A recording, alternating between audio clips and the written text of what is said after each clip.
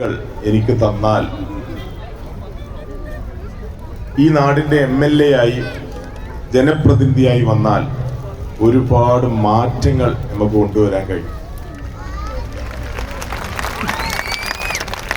നിങ്ങൾക്ക് ഓർമ്മ ഉണ്ടോ അറിയില്ല, 4-5 വർഷം മുമ്പ് ബഹുമാനപ്പെട്ട അബ്ദുറഹ്മാൻ മിനിസ്റ്ററും അതേപോലെ തന്നെ നമുക്ക് ഏറ്റവും പ്രിയപ്പെട്ട കുഞ്ഞാലിക്കുട്ടി സാഹിബ്, നമ്മളൊക്കെ കുഞ്ഞാപ്പ എന്ന് വിളിക്കുന്ന അവർ രണ്ടുപേരും കൂടി നമുക്ക് ഈ മൈതാനിയിൽ ഒരു പറങ്കൂച്ചിക്കാടായിരുന്നു, നിങ്ങൾക്കൊക്കെ ഓർമ്മ ഉള്ളവരായിരിക്കും, ദൂരമുള്ളവരല്ലല്ലോ. അവിടെ നമ്മള് സഭാ സ്ക്വയർ എന്നുള്ള പ്രൊജക്റ്റ് നമ്മൾ അനൗൺസ് ചെയ്തു.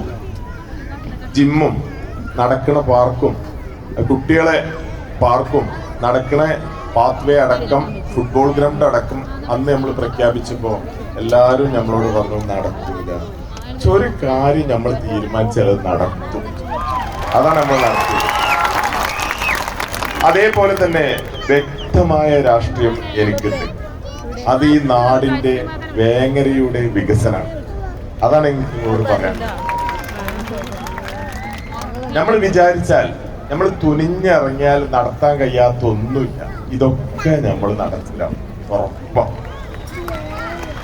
ഈ നാടിനോട് ഞാൻ ചെയ്യുന്ന ഉറപ്പാ. പറയാന് നിങ്ങൾ കുറെ ആളെ കാണുമ്പോ ഉണ്ടാകുന്ന ഒരു ചെറിയൊരു വിഷമം എന്തായാലും ഉണ്ട്. നമ്മളൊക്കെ ഇവിടെ കുറേ ആളുകൾ നമ്മളൊക്കെ ഒരു ദിവസം കാണുന്നുണ്ട്. ഇതിനൊക്കെ കുറ്റം പറയുന്ന കുറെ ആൾക്കാരുണ്ട്. അതൊന്നും നമ്മളൊക്കെ സംബന്ധിച്ച വിഷയമല്ല. നമ്മൾ ഒന്നിച്ചു നിൽക്കും, ഈ നാട് ഒന്നിച്ചു നിൽക്കും, നമ്മൾ വിജയത്തിലേക്ക് പോകും. വേങ്ങര മാറും, അതന്നെ നമുക്ക് പറയാനുള്ളത്. വേങ്ങര മാറും, വേങ്ങര നെക്സ്റ്റ്. ഇനി എനിക്ക് കൂടുതലൊന്നും പറയാനില്ല.